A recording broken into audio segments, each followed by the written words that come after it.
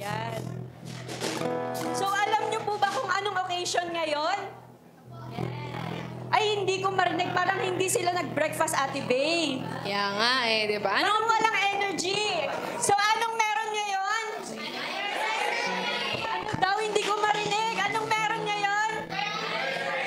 Yan. So, ayun. So, happy anniversary, SCC Yans. Ayan. So, umabot tayo ng 39 years and counting. So, Ate Bay, kamusta naman yung 39 years mo? Siyempre, hindi ka pala ng 39 years. Ay, dito tayo sa kaliwa ko. Kasi medyo ka-birthday niya yung LCC. Okay na ba? Talagang 39 years, no? So, yun, happy birthday din sa akin. So, okay naman, 39 years. God is faithful, faithful. Panatiling faithful si God. So, konting ano lang ha, konting question lang, Kuya Marby. Since ka-age mo yung LCC, kamusta yung naging impact sa'yo ng LCC? Ang impact sa, maraming impact, malaki ang impact sa akin ng LCC. Hindi lang sa spiritual life ko, ayan, sa lahat ng aspects ng buhay ko, ayan. Marami rin ako natutunan sa church. Ayan. How about Ate Bay? Ang impact sa akin ng Life in Christ Church, ito na yung second family ko di ba? Yes. Buong buhay ko nandito na talaga, dito na ako lumaki and all. Talagang yung goodness ng Panginoon simula nung pumasok ako as Sunday school. Mga pala klase kita. Ayun, hanggang ngayon na nandito ako. Pinapagamit sa Panginoon. Actually, same ako kay Ate Bay. So, laking Sunday school din po ako. And nakikita ko madami tayong kabataan ngayon na laking Sunday school din, di ba? Omsing na, welcome ko ang bawat isa. And as we go on with our program, let's all stand up for our praise and worship. Hallelujah! Yes, today we celebrate the 39 years of faithfulness ng Panginoon sa ating buhay. Tunay na nga na mabuti ang ating Panginoon. Tama ba? Amen. Amen. And so we will remember, we will be reminded kung gaano nag-impact sa buhay natin ang Panginoon sa Life in Christ Church. Di ba nga? Life in Christ Church, ibig sabihin, nasa buhay natin si Kristo. Amen ba? Amen. And so we celebrate, and so we sing, and we praise the Lord our God this morning. We celebrate together. Mabuti ang Panginoon sa atin. God is good! Hallelujah. Kay buti mo, Panginoon, at ika'y pupurihin namin sa tinig na aming taglay. Hallelujah.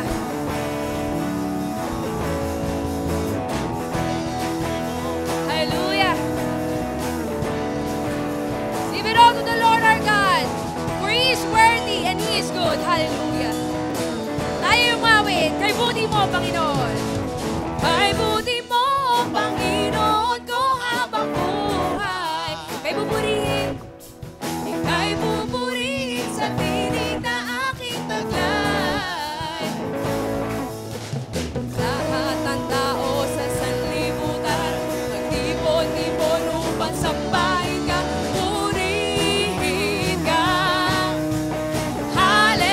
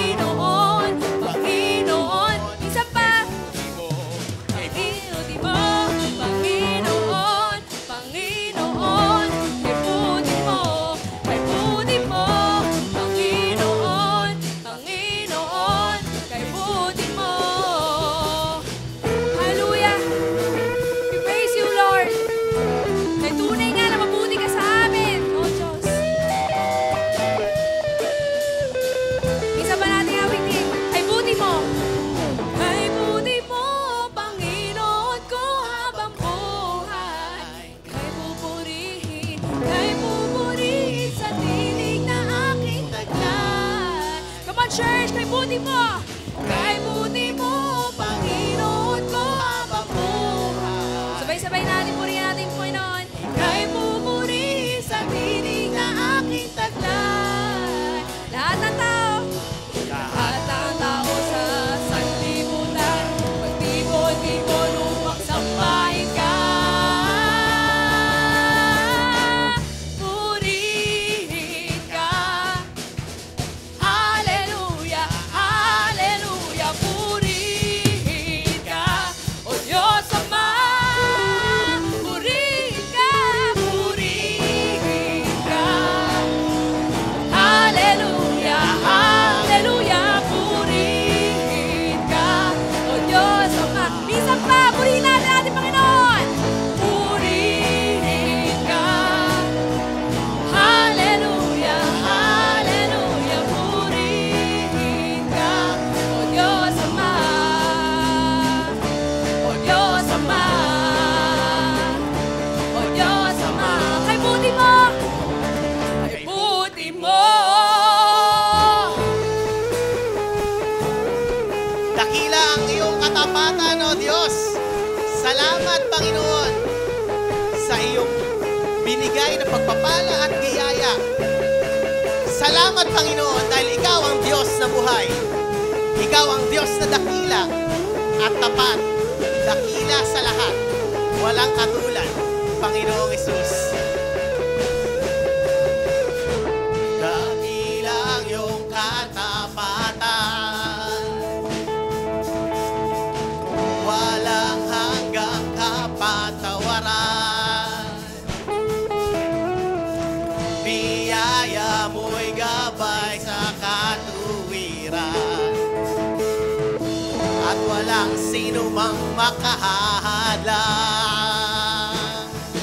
Ang iyong bayay isipin, iyong mga anak mo, Diyos tingin, pangako'y alalahanin. Biyaya mo'y sapat, biyaya mo'y sapat, biyaya mo'y sapat sa akin. Biyaya mo'y sapat, biyaya mo'y sapat, biyaya mo'y sapat, biyaya mo'y sapat sa akin. Dakilang iyong pagmamahal, kahinaan ko'y tinumpasan. Ginuhit mo'y awit, ginuhit mo'y awit ng kaligtasan. Magpupuri kailan pa man ang iyong bayan, ang iyong bayan. Isipin iyong mga anak ko, Diyos tingin, sana ko'y alalahanin. Biyaya niya'y sapat, biyaya niya'y sapat, biyaya niya'y sapat sa akin. Sabihin natin, biyaya mo'y sapat, biyaya mo'y sapat, biyaya mo'y sapat, biyaya mo'y sapat sa akin. Minsan pa, biyaya mo'y sapat, sabay-sabay, mo'y sapat, biyaya mo'y sapat sa akin. Tayo gumalaw, tayo pumalakpak, tayo sumayaw, tayo sumigaw sa biyaya ng ating Panginoon, sapagkat Siya ang Diyos na buhay, nagbibigay ng lakas, nagbibigay ng lahat. Ang iyong biyaya, ang iyong pagpapala, ang iyong kagandahang loob at ang iyong pag-ibig, O Diyos. Sa iyong bayan, Panginoon, alalahanin. Ang iyong bayay isipin, yung mga anak, O Diyos tingin, pangako'y alala. Yung bayay isipin, ang iyong bayay isipin, yung mga anak, O Diyos tingin, pangako'y alalahanin. Biyaya mo'y sapat, biyaya mo'y sapat, biyaya mo'y sapat sa akin. Sabay sabay-sabay. Biyaya mo'y sapat. Biyaya mo'y sapat. Biyaya mo'y sapat sa akin. Biyaya mo. Biyaya mo'y sapat. O biyaya mo'y sapat. Biyaya mo'y sapat sa akin. Biyaya. Biyaya mo'y sapat. Biyaya mo'y sapat. Biyaya mo'y sapat sa akin, sa akin, sa akin.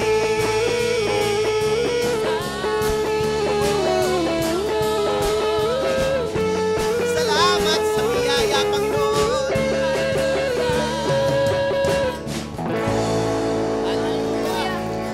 Hallelujah, hallelujah. Ikaw ay pinupuri namin pagkat ang iyong biyaya ay tunay at sapat, O God, sa amin. At tunay na mabuti ka talaga sa amin, O God. Hallelujah. Church, let's go deeper to our worship right now. We are reminded na for 39 years, God has been faithful in our church. Alam natin na yung awitin natin, hindi ito makakapapantay sa kabutihan ng Panginoon. Pero let's give our hearts, let's give everything to the Lord as we praise Him. Awitin ko man lahat ng awit sa mundo, di kayang ilarawan ang kadakilaan mo.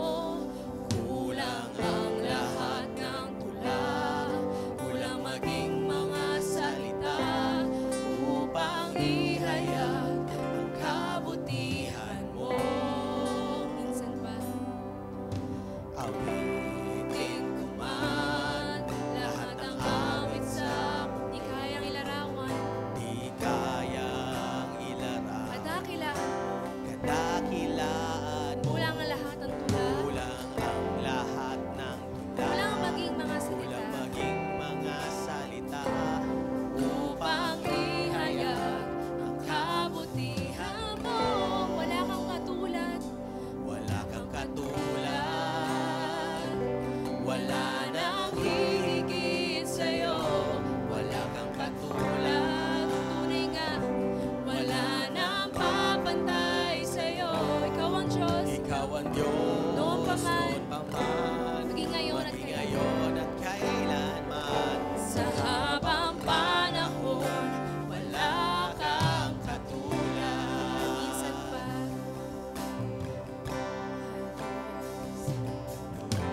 Awitin ko man Lahat ng awit sa mundo, di kayang ilarawan ang kadakilaan mo. Kulang ang lahat ng tula, kulang maging mga salita upang ihayag ang kabutihan mo. Wala kang katulad, O Diyos. Wala kang katulad. Wala nang hihigit sa'yo. Wala kang katulad. Wala nang Papantay sa'yo. Ikaw ang Diyos, Noon pa man, maging ngayon at kailanman. Sa habang panahon, Wala kang katulad. sabihin natin sa ating Diyos, wala kang katulad. Wala nang hihigit sa'yo. Wala kang katulad. Wala nang papantay sa'yo. Ikaw ang Diyos, noon pa man, maging ngayon at kailanman. Sa habang panahon, wala kang katulad. O Diyos, walang kapantay ang iyong pagmamahal. Dakila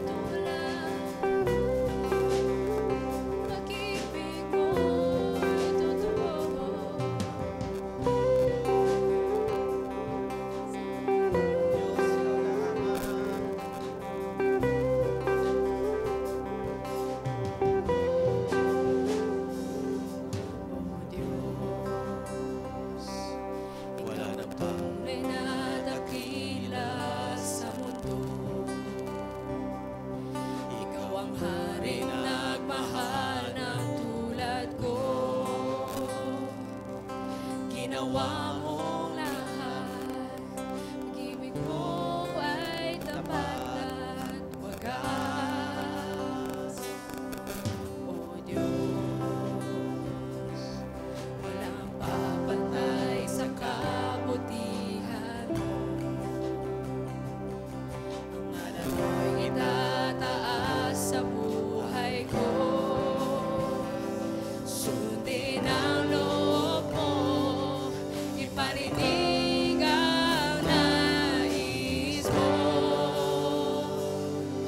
Sa lahat ng panahon, Diyos ka sa amin.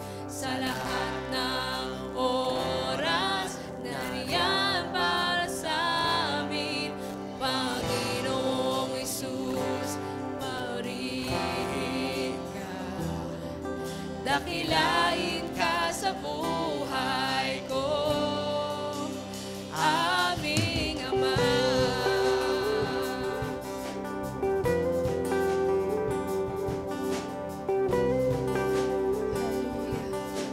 Puri ka namin, O Diyos. Ikaw ang tunay na dakila sa mundo. Ikaw ang haring nagmahal at tulad.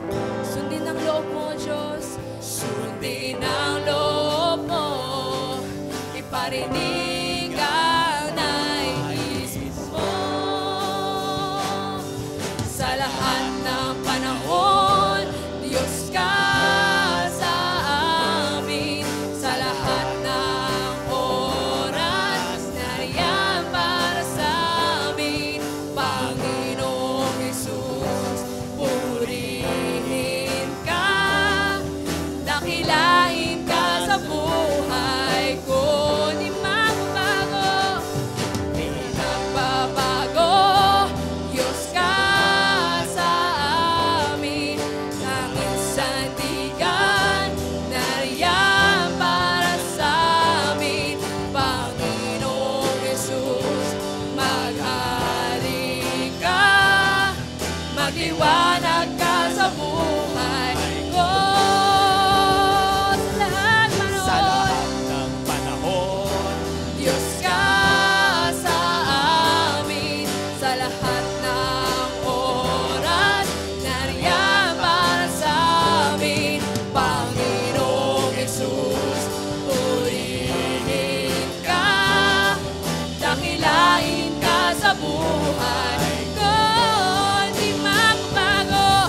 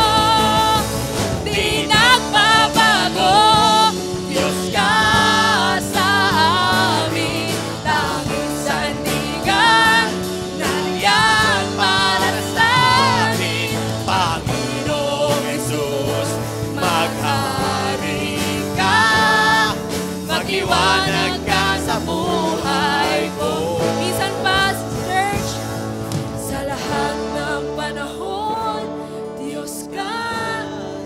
Say to the Lord, hallelujah. Sa lahat ng Oras, nariyan para sa amin, Panginoong Hesus, purihin ka, dakilain ka sa buhay ko. Di siya nagbabago, di nagbabago, Diyos ka sa amin, tanging sandigan, nariyan para sa amin, Panginoong Hesus, maghari ka, magliwanag ka sa buhay ko, aming Ama. Kay sarap magpuri sa iyo, ibigay ang papuri sa Panginoon, pagkat siya'y mabuti, di siya nagmamaliw, siya'y tunay na tapat sa atin, siyang tunay na Diyos, hallelujah.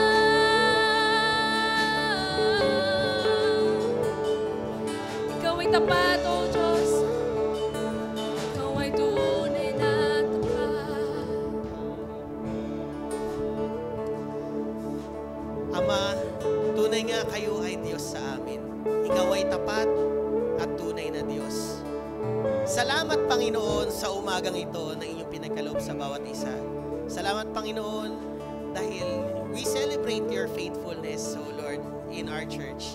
We thank you, O God, for your love. We thank you for your faithfulness sa buhay ng bawat isa at sa iglesyang ito. We pray, O God, na kayo ang patuloy na lumukob sa amin ng inyong banal na Espiritu at hayaan niyo, O God, na sa araw ito ang kalooban niyo lamang ang maganap.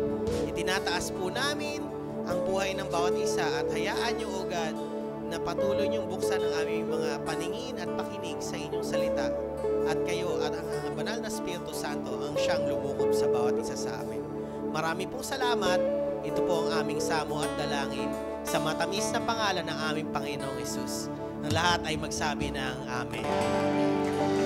Amen. Hallelujah.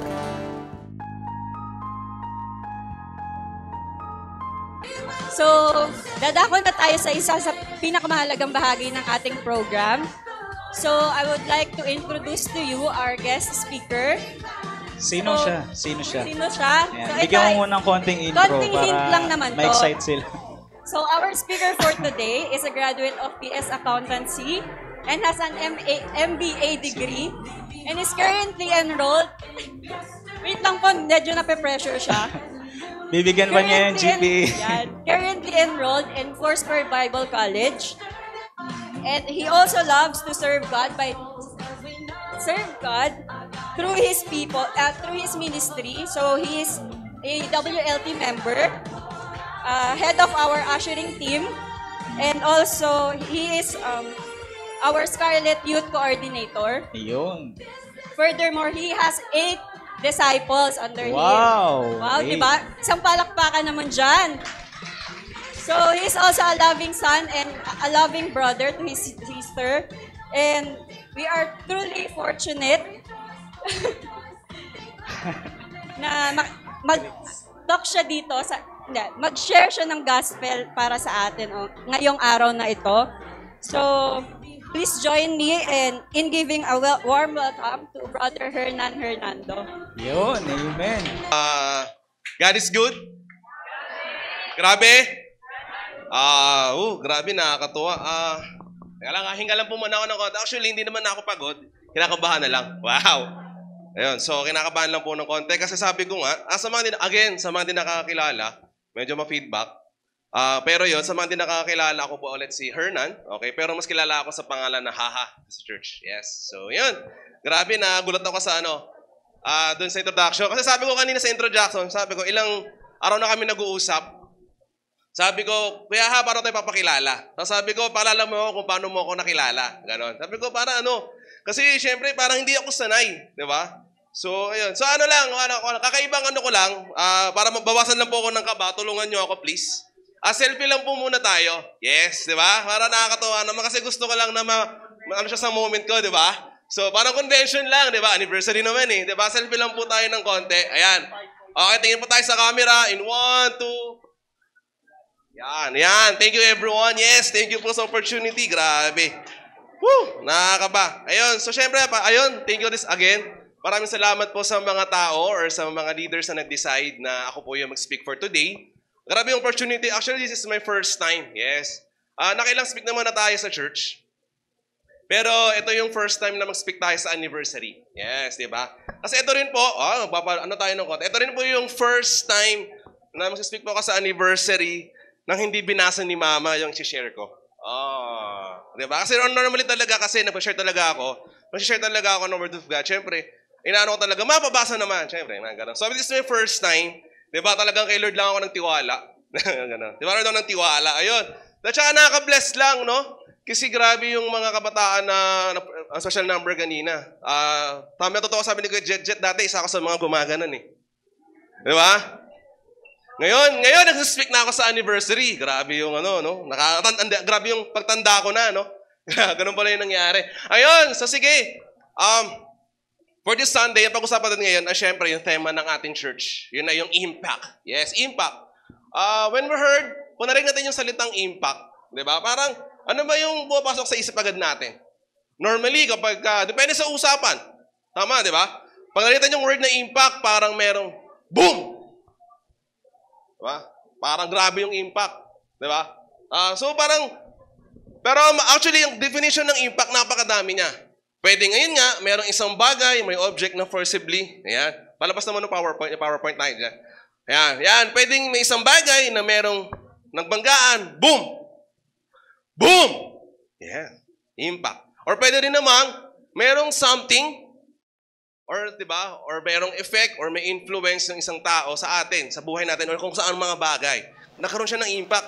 Actually, kapag pinag-usapan natin yung word na impact, alam niyo ba parang dalawa yung meaning niya? Depende sa konteksto kung paano mo siya sasabihin.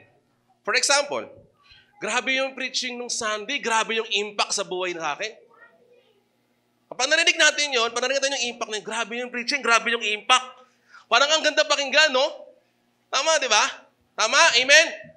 Kapag nag-agree po tayo, pwede tayo mag-amen ha? Hindi, walang bayad yun. Libre yun ngayon. Yung mag-amen, nag-agree tayo. Okay. Tama po ba? Grabe yung preaching sa akin nung Sunday. Grabe yung impact. Positive, tama? Amen. Pero paano pag sinabi naman, grabe naman yung ex ko sa akin, yung impact na ginawa niya sa buhay ko? Parang, natin yun, yung difference. Kung paano niya siya gagamitin, kung paano gagamitin yung word na impact, nag-iiba yung definition niya. Di ba? Kasi napakarami ng senaryo sa buhay ng isang tao na pwede magkaroon ng impact. Ng isang bagay na sigurado. Di ba? At, ang mga impact na to, or mga impact sa life natin na to, whether good or bad, di ba, sa mga natin, ito rin yung mga bagay yung nagiging dahilan para masabi kung sino tayo ngayon. Di ba? Pero syempre, before tayo mag-start, basahin po muna natin yung Word of God. Okay, ang pag-usapan natin ngayon, doon tayo sa Book of Philemon. Ayan, Book of Philemon tayo. Book of Philemon, chapter 1, verses 8 to 21. So basahin lang po muna. Konting lang, pambabawas po ng kaba ko. Wow, kaba ko, no? Pwede po bang yung mga nandito, babasa po ako ng buo? Yung mga nandito munang part, ha? Okay, ready, go. Accordingly, though I am bold enough in Christ, what is required? Yet, for the love's sake, I prefer to appeal to you, I, Paul, an old man, and now a prisoner also for Christ Jesus. I appeal to you, my child, Onesimus, whose father I became in my imprisonment. Formerly, he was useless to you, but now he is indeed useful to you and to me. I am sending him back to you, sending my very heart. Next slide po. Okay naman. Salamat po sa pagtulong. Grabe. Dito naman pong kanan. Medyo yung medyo may konting sigla naman. Ay, nawala. Ay, nag-start siya. Sige. Nawala eh. Sige po. Sige. Oy, nag-Netflix. Sige, ako na lang po muna.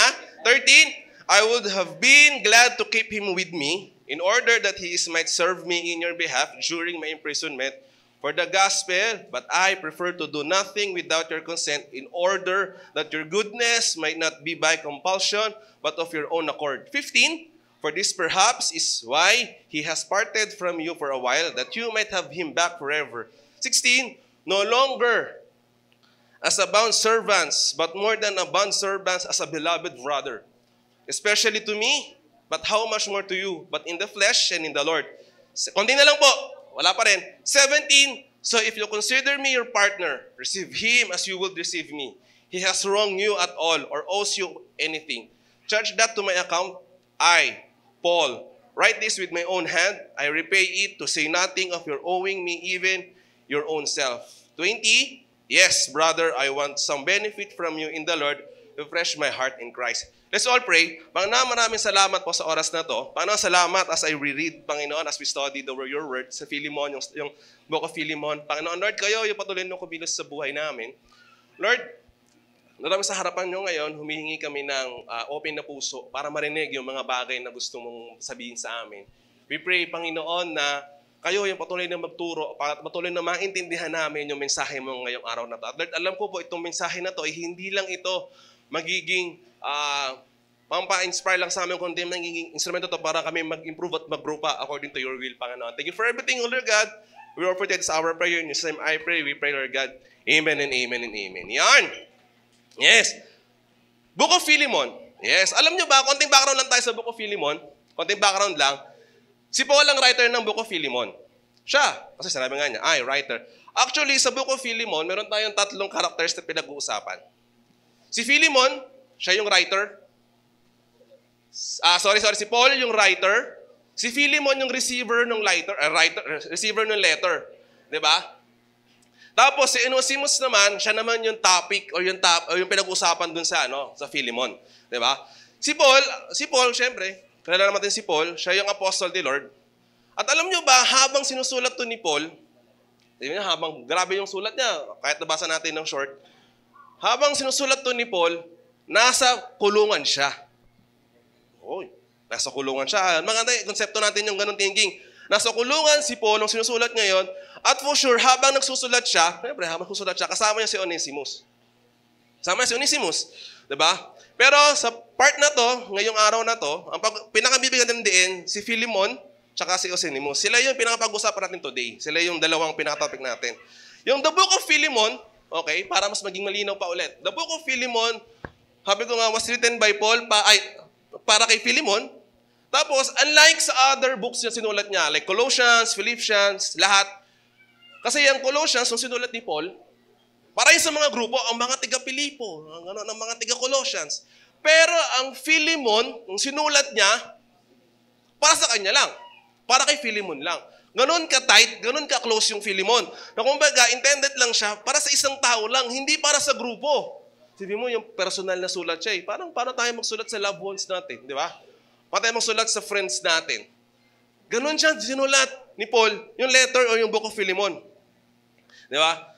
Tapos, ang Philemon, ang shortest book of the Bible. Actually wala nga yung Wala nga. Sa akin po muna kayo tumingin. Yan niyo po muna sila. Ayan. Actually, wala ka siyang chapter 1 kung tutuusin. Kasi sobrang short lang talaga niya. Sobrang intimate na pagkakasulat niya, kaya talagang, wala siyang chapter 1, verses lang talaga. Kasi sobrang short nga niya Tapos, si Philemon at si Paul, si Philemon at si Paul, sobrang tight nilang dalawa. As in, sobrang close friends sila, na actually sa verse 17 nga, palabas nga ako ng verse 17. Yan, para makita naman natin. Palabas ako ng verse 17 lang.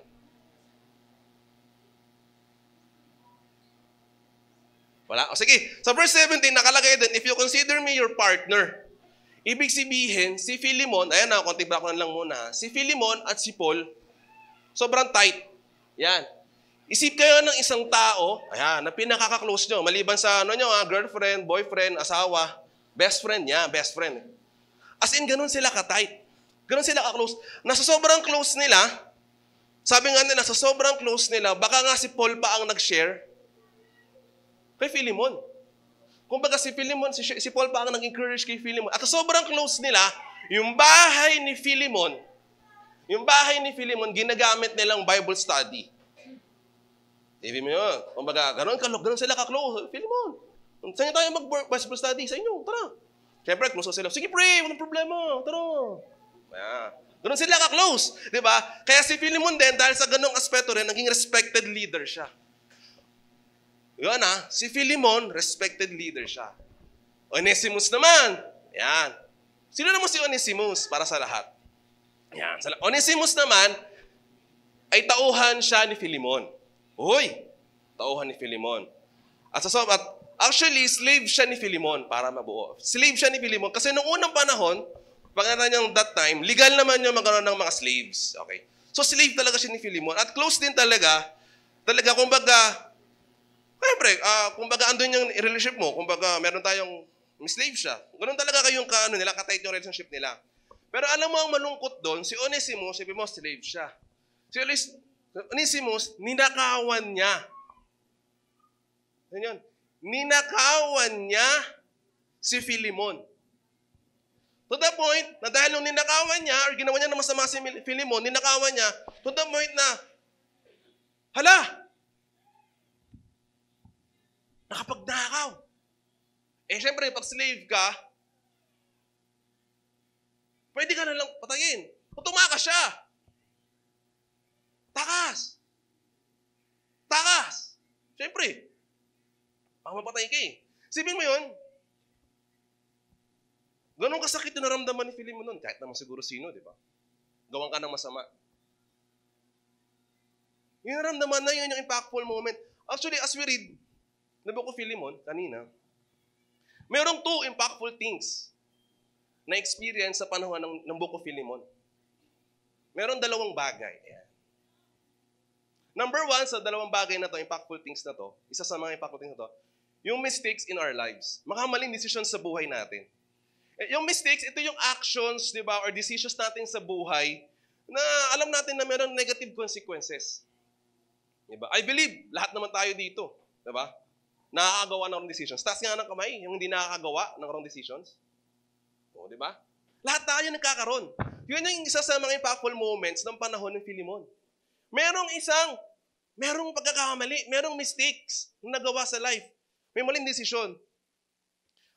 At feeling ko, sigurado ako, dahil sa mga maling desisyon na ito sa buhay natin, or niya, noong panahon na yon, nagkaroon, ito yung naging talagang babago ng buhay niya. Isipin mo, dapat sobrang saya lang niya naglilingkod bilang slave. Pero dahil sa kasalanan or sa mistakes na ginawa niya, nagpatago-tago siya ngayon.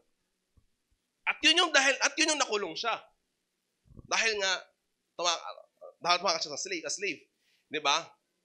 Sure ako, there are mistakes in our life, di ba? That minimal lang yung mga consequences.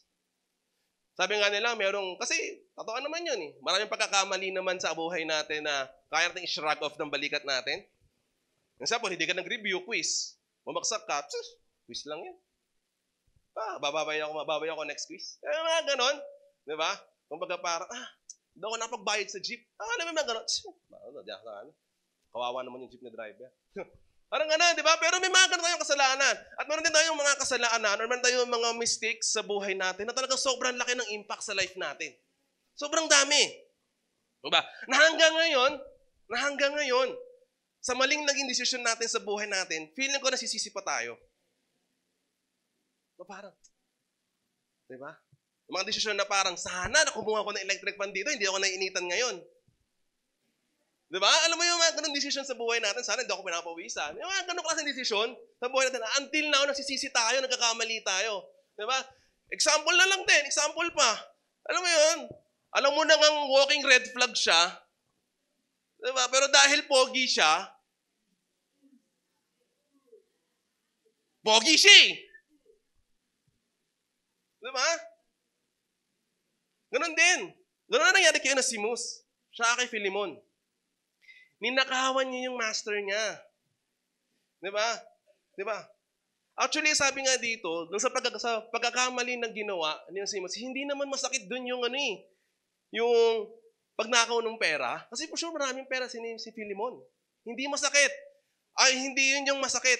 ang masakit na naramdaman ni Philemon, yun yung binitrade, yung tiwala niya. Ayun din yung pagkakamali din ni Onesimus. Na feeling ko, ang piece na na-realize niya, grabe, bakit ko ginawa sa master ko yun? Bakit ko hinayaang masira yung trust niya sa akin? Diba? Masakit, mawalan ng kaibigan. Masakit na walan ng pera, tama? Pero mas masakit, mabetrayed. Mas masakit na walan ng kaibigan at masira ang tiwala. Yan ang isipin nyo. Diba? Diba? Everything sa life natin, may pagkakamali tayo. Ito yung mga bagay na nagkakaroon ng malaking impact sa life natin.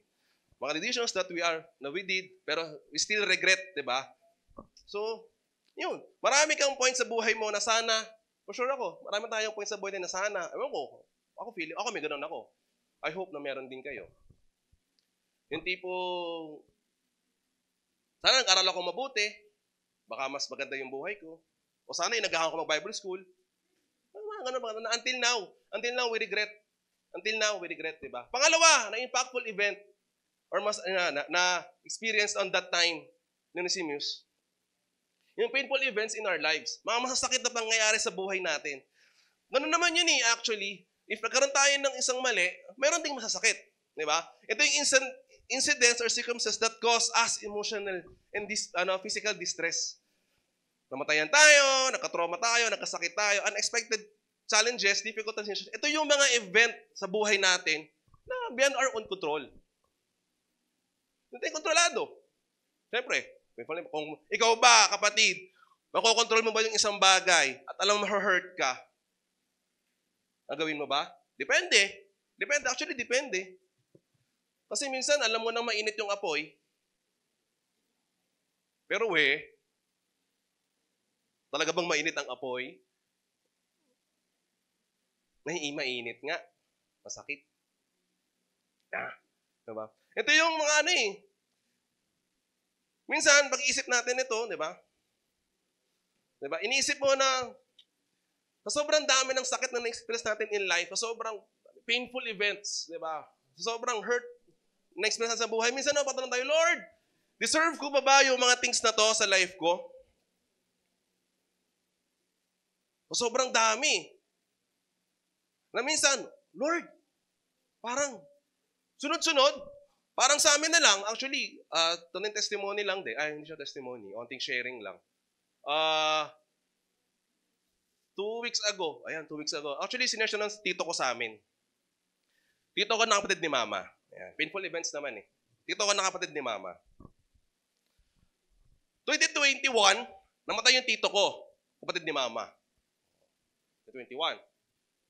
2022, namatay yung November. 2022, pati yung January, namatay yung kapatid niya. January, ilang buwan lang.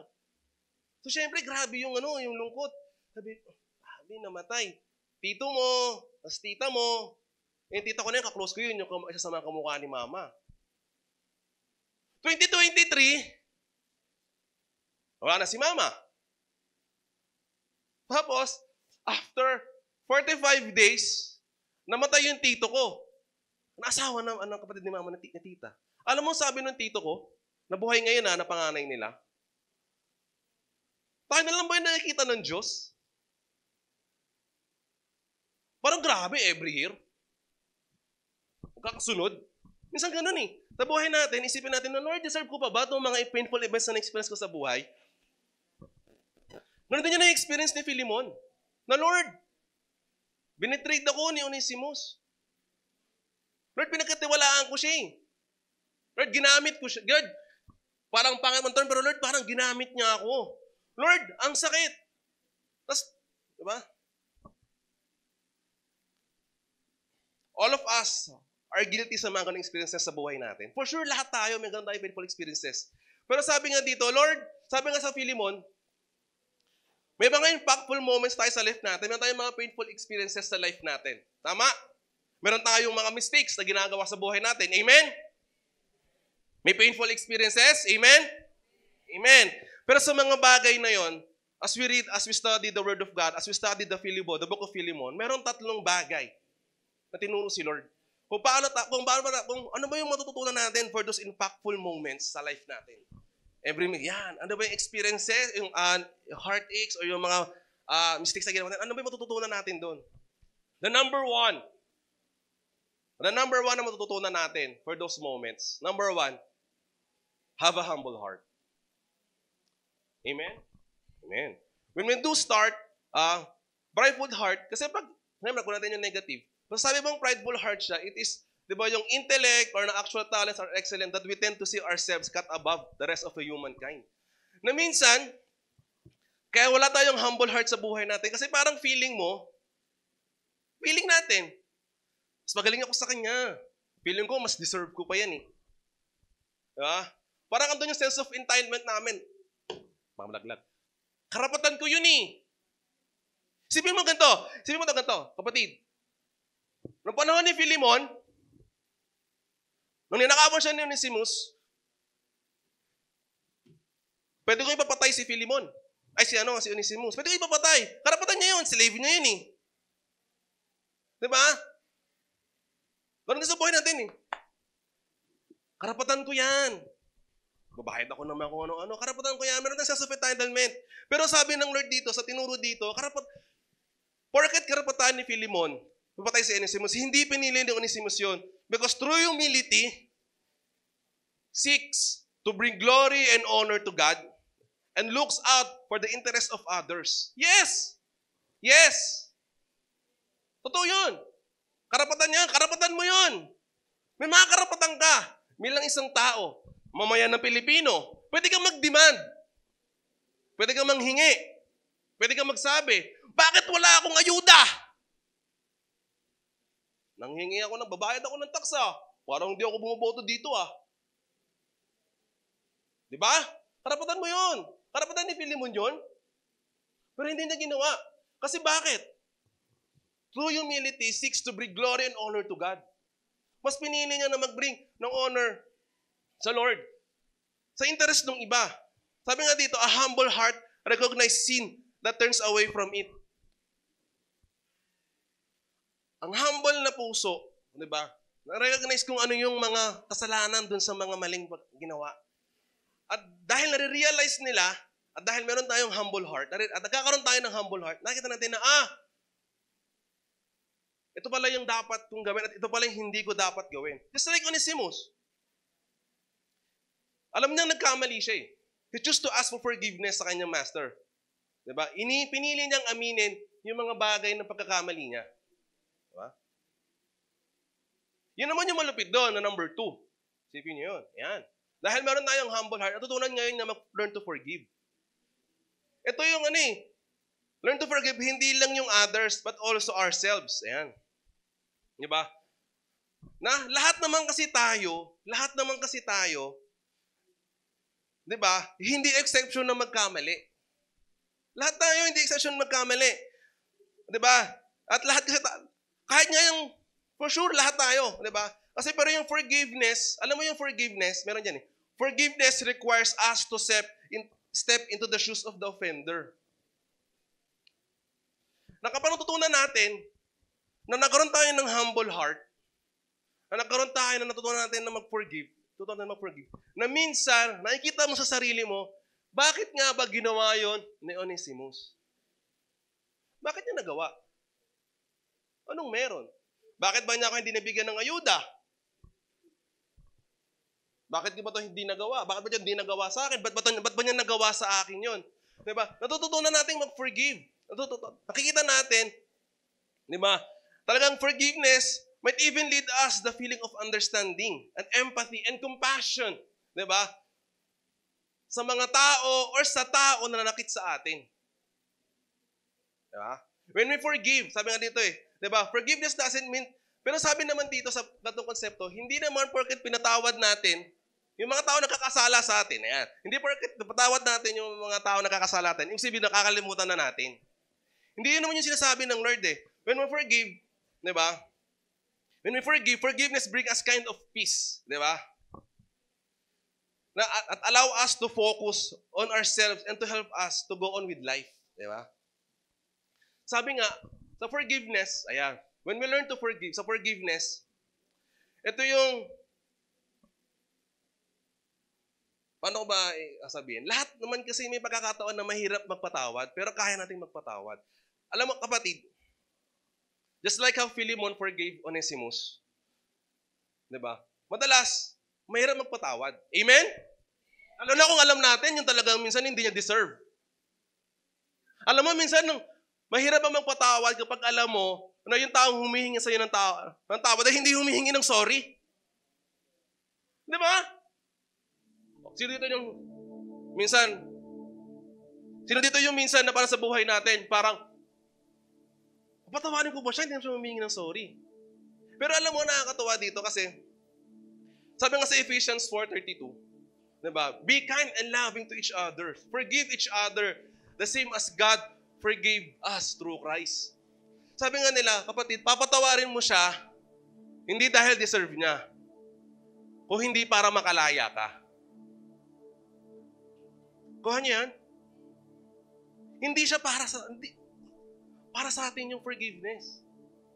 Kasi dahil habang hawak-hawak natin yung mga grudges na to sa buhay natin, yung mga sakit na naramdaman natin, yung mga galit or yung mga maling ginawa nila sa life natin, or minsan tayo sa buhay natin, yung mga mali na ginawa natin, meron ba kayong ganon? Na parang ang hirap patawarin sa sarili ko. Parang bakit ko ginawa mali? Na minsan dahil doon, hindi na tayo makamove on. Na parang meron na tayong every step, may takot na. Hindi, feeling ko malalaglag ako eh. Feeling ko magkakamali ulit ako. Pero papatawarin mo yung sarili mo, ay papatawarin mo na hindi dahil, kundi para makalaya ka. Ang forgiveness, hindi para sa mga deserve. It is for us, para maka-free. Even Jesus, show us how to forgive. Tama, di ba? Sino dito yung magsasabi na lahat tayo karapat-dapat para patawaran sa mga kasalanan natin? For sure ako, kaninang umaga pa lang, baka meron na. Bad trip naman yung sumingit na yan, oh. Parang hindi na gano'n eh. Fixer yan. Oh, di ba? Hindi natin deserve na patawad, pero Jesus forgave us sa mga bagay na ginawa nating kasalanan. Amen? Hindi natin deserve. Di ba? At through the crucifixion of Jesus Christ sa cross, di ba? Pinatawad niya tayo sa mga ganun. At alam mo, ang number 3, para magawa natin yung mga bagay na yon, para magkaroon tayo ng humble heart, para magkaroon tayo ng matutunan nating papatawad, number 3, surrendering our life to Jesus. Kasi yun naman yung sinabi sa verse 20. Actually, yun yung, alam mo yun yung maganda sa kanilang tatlo. Kung bakit meron ganung puso, si Philemon, tsaka si Onesimus, actually, tsaka si Paul. Yun yung kamo sa kanilang tatlo. Na kaya napatawad ni Philemon si Onesimus kasi bakit? Kasi si Jesus Christ nasa puso nila. Sabi ko nga sa inyo eh, si Philemon respected Christian leader siya. Sige, Paul. Hindi niya deserve. Pero, mahal ko siya. Meron siyang Jesus Christ sa puso niya na natuturo na maging posibleng matutunan kung paano magpatawad. Natutunan kung paano makalaya sa mga bagay na pagkakamaling nagawa or mga sakit na may experience natin, di ba? Si Jesus ang tuturo sa atin kung paano magpatawad at paano magpaka-humble. Sabi mo, deserve naman niya. Di ba? Pero dahil sa pagsuko at pagsunod sa kalooban ng Diyos, minsan, mas nangingibabaw yung pagmamahal. Dahil sa pagsunod sa Diyos, mas nangingibabaw ang pagmamahal kaysa sa mga sakit na naramdaman natin in life. Kaysa sa mga pagkakamali na nagawa natin. Dahil sa love. Hindi naman sinasabi sa Book of Philemon na mawawala na yung sakit. O dahil sa letter ni Paul, na parang gumaling na yung mga sugat na ginawa sa kanya ni Onesimus. Hindi. Pero alam mo, mas malaki lang yung natanggap ng ilang grace kaysa sa mga bagay na nararamdaman nila. Dahil sa love na experience nila kay Lord. Parang, sige, okay lang, di ba? Sabi nga, sa conclusion, in Christ, we are set free from the penalty and the power of sin, forgiven and given us a second chance to live for God.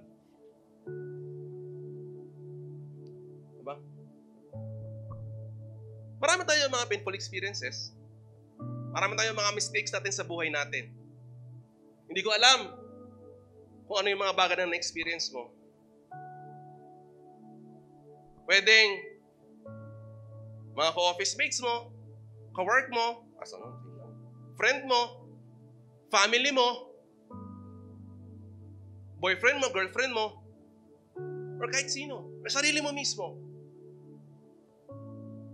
Or mga events sa buhay natin na we can't control. Na nakakasakit ang damdamin natin. Na nagkaroon ng impactful moment sa buhay natin. Na until now, Lord, hindi ka makalaya. Lord, hindi ako makalaya. And doon sa pain ngayon, di ba? Sa mga bagay na nakakasakit sa atin. Or kung tayo din mismo sa buhay natin, nakakagawa tayo ng mga kasalanan sa kapwa natin. Di ba? Pwedeng tayo mismo yung naka-offense sa iba, agad tayo ni Onesimus. Sa mga simpleng bagay na akala natin wala lang, pero na-incur tayo ng pain. Di ba? Kasi hindi pa huli. We can ask for forgiveness kay Lord. Di ba? Humingi tayo ng wisdom para makahingi tayo ng tawad sa Kanya. Tsaka sa iba. Hindi natin magagawa yung makahingi tayo ng tawad sa mga bagay na nakagawang mali natin kung hindi tayo hihingi ng tulong kay Lord. At dun sa mga taong in pain right now, sa mga taong nasaktan, sa mga taong sinaktan na hanggang ngayon hindi pa tayo makamove on. Sabi ko nga, madami. Hindi ko kayang isa-isahin. Pero, sabi nga dito, minsan, we came to a point sa buhay natin na, Lord, hindi ko na kaya. Lord, parang nakakapagod na. Parang, Lord, sakit na eh. Hirap. Diba? Parang ang bigat-bigat na. Pero Lord, kapatid, ibigay mo sa Diyos. Ibigay rin sa Diyos yung mga bagay na yan. Hindi naman sinasabi ng Diyos na alam mo, ito, at kapag binigay natin sa Diyos, hindi naman sinabi ng Diyos na kapag binigay na natin itong mga bagay na to, or kapag sumunod tayo sa Diyos, when we surrender our life to Jesus, sabi ka, kuya, sinurrender ko naman yung life ko kay Jesus na eh. Okay, parang sumusunod naman ako kay Lord, pero bakit ang sakit-sakit na? Kapatid, hindi naman sinabi ng Diyos na kapag sinuko mo na sa Kanya, yung buhay mo, hindi ka na makaramdam ng sakit. Pero alam mo ang sinabi ng Lord, sa panahon masasaktan ka, kapag nakakapag-experience ka ng impactful moments sa life mo, 1 Peter 5:7, cast all your burdens, anxiety, your cares, kay Lord. Kasi Jesus cares for us. And everything na na-experience natin sa buhay, in every pain that we experience in life, kapatid, bigay natin kay Lord. Papastruggle sa'yo? Sa trabaho mo? Bigay mo kay Lord lahat. Yun ang sinabi ng Lord. Sabi ng Lord kasi sa inyo, kapatid, anak, mahal kita. Mahal tayo ng Diyos. Mahal ka ng Diyos. Diba? Isuko lang natin sa Diyos yung mga bagay na nagpapahirap sa atin. Para tayo makalaya. Huwag mong isipin na lahat ng bagay binibigay ng Diyos sa buhay natin. Kasi ganito yan eh. Huwag mong isipin na lahat ng Diyos ay kakayanin natin. Narinig niyo na yung ganong saying? Binigay ng Diyos sa akin yan, kaya ko yan. Tama? Narinig niyo na yun? Common yun, di ba? Pero alam niyo, meron pang kasunod yun din eh. May mga bagay na binibigay sa iyo ang Diyos na hindi mo kaya. Bakit? Kasi gusto ng Diyos sa Kanya ka lang magtiwala. Hindi sa sarili mo. Kaya baka yung painful experiences na naramdaman mo ngayon, naramdaman natin ngayon, baka hindi yan yung bagay na kaya mong kayanin. Yan yung bagay na kailangan mong isuko sa Diyos para makalaya ka. Di ba? Wala siyang katulad. Walang higit sa Kanya. Ito yung panahon, ito yung oras na pagsuko sa Diyos. Ito yung oras na pagtitiwala kay Lord. Kung alam mo kapatid sa buhay natin ngayon sa to, Lord, tingnan niyo yung sarili niyo ngayon. Tingnan niyo yung sarili natin. Lord, there are things in my life na hindi ko na kaya. Sir Lord, I'm in pain. Kung tingin mo kapatid, ikaw yung tao na ganon, diba? Sukutan kay Lord ngayon. Tayo tayong lahat.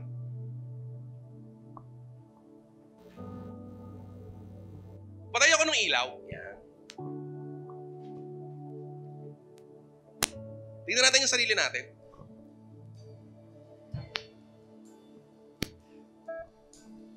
Ito yung oras na magtitiwala sa Diyos, kapatid. Lahat ng in pain, lahat ng Lord, gusto ko lang ibigay sa iyo yung pain na nararamdaman ko. Or gusto ko isuko sa iyo. Pero hindi yun basta verbal lang na gusto mong sabihin na, Lord, gusto ko suko sa iyo. Kailangan merong action. Kaya kung ikaw, yung tao na in pain sa buhay, sa oras na ito ngayon, yung mga, I encourage you na you can raise your hand. Lord, masakit na! Lord, hindi ko na kaya!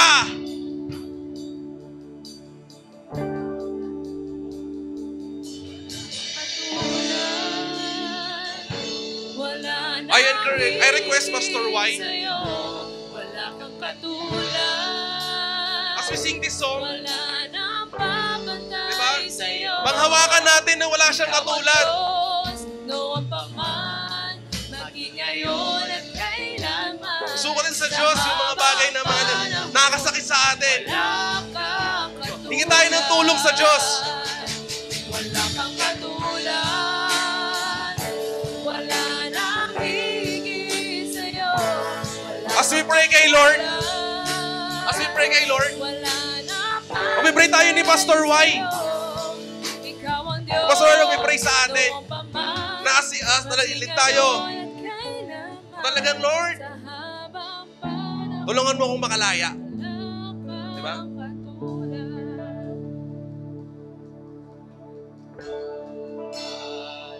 Pastor, tara mag-pray mo naman kami.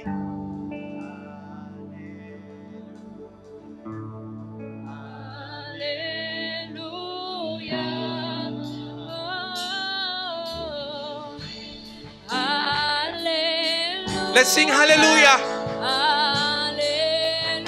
Sige, ikanta mo! Isigaw mo sa Diyos! Hallelujah! Oh, hallelujah!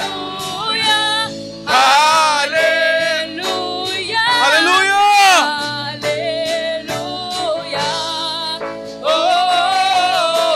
Lord, I'm in pain right now, Lord. Lord, nakakagawa ko ng mga mali, Lord. Lord, nakakasakit ako ng iba, Lord, hindi ko na kaya. Oh, hallelujah. Hallelujah. Hallelujah.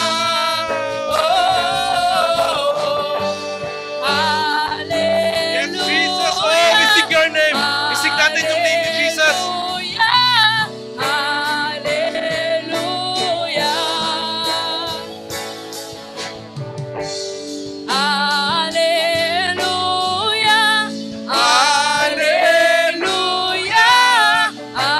Isipin mo yung mga bagay na hindi mo kayang makalaya.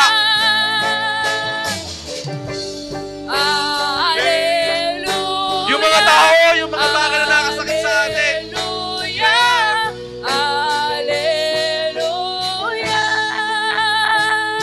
Wala kang katulad. Yes, we believe, Lord, na wala kang katulad. Wala nang higit sa'yo. Yes, Lord God. Wala kang katulad. Wala nang Walang papantay sa Kanya sa lahat. Ikaw ang Diyos. Yes, Lord God. Noon pa man, Yes, Jesus. maging ngayon Oh, we at worship you. kailanman. Sa habang panahon, wala kang katulad. Wala kang katulad. Wala nang higit sa'yo. Wala kang katulad. Wala nang papatay sa'yo. Ikaw ang Diyos, noon pa man, maging ngayon at kailanman, sa habang panahon.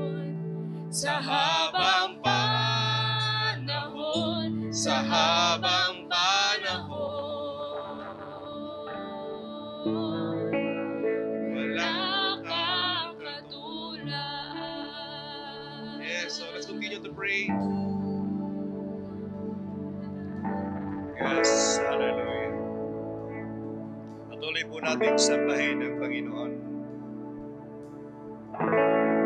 Patuloy po natin siyang luwalhatiin. Hallelujah. Yes, ang bawat isa po ay sambahin ng Panginoon.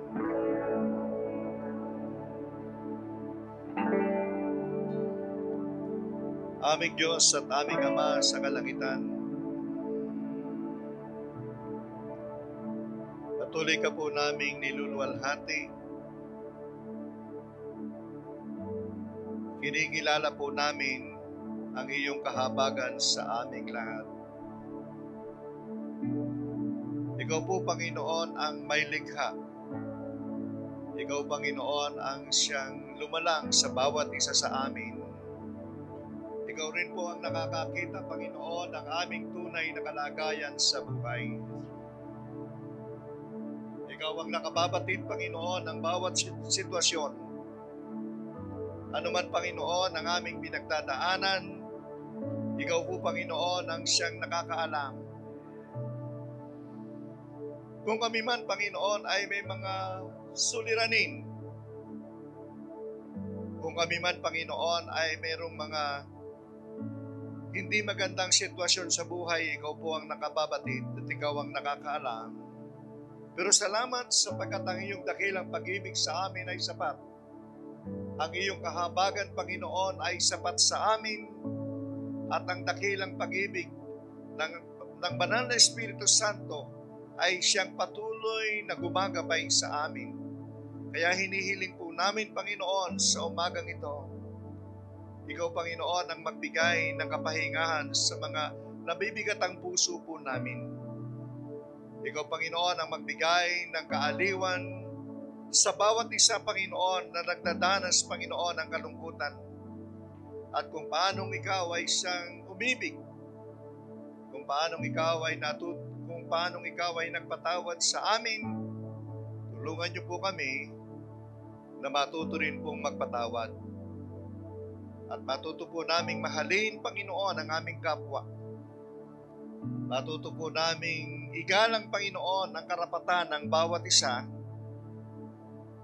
At kami, Panginoon, ay patuloy na magsama-sama sa paggawa, sa pagbibigay, Panginoon, ng karangalan, sa pagbibigay, Panginoon, ng kalwalhatian sa iyong pangalan lamang. Salamat, Panginoon, sa lahat po ng narito dahil ikaw ang siyang patuloy na magkikilos, ikaw ang siyang patuloy na mangunguna, ikaw, Panginoon, ang siyang patuloy na abot sa bawat pangangailangan. Salamat, Panginoon, anuman po ang kalagayan sa buhay ng bawat isa na narito. Anuman, Panginoon, pinagdadaanan, anuman, Panginoon, ang kalagayan. Lord, kung ang iba po ay merong mga problema, mga suliranin na narito, bigyan niyo po, Panginoon, ang kalutasan. Sa pangalan ni Jesus, sa pangalan ni Jesus. Kung ang iba, Panginoon, ay may karamdaman, sumasampalataya kami ng aming Panginoong Jesus ay dakilang manggagamot. Lord, wala pong mahirap sa iyo, wala pong imposible, at walang bagay na hindi niyo po kayang gawin. Lord, I declare healing, Panginoon, sa bawat isa. And I declare blessing, Panginoon, sa bawat isa, O God. Sa pangalan ni Jesus. Sa pangalan ni Jesus. Salamat po. Ito po ang aming dalangin. Ang kapurihan, kalwarte, binabalik po namin sa iyo sa pangalan ni Jesus. Amen. Amen. Amen and amen. Pwede na po tayo makupo. Thank you po sa lahat. And let there be light. Yeah. Thank you po and God bless.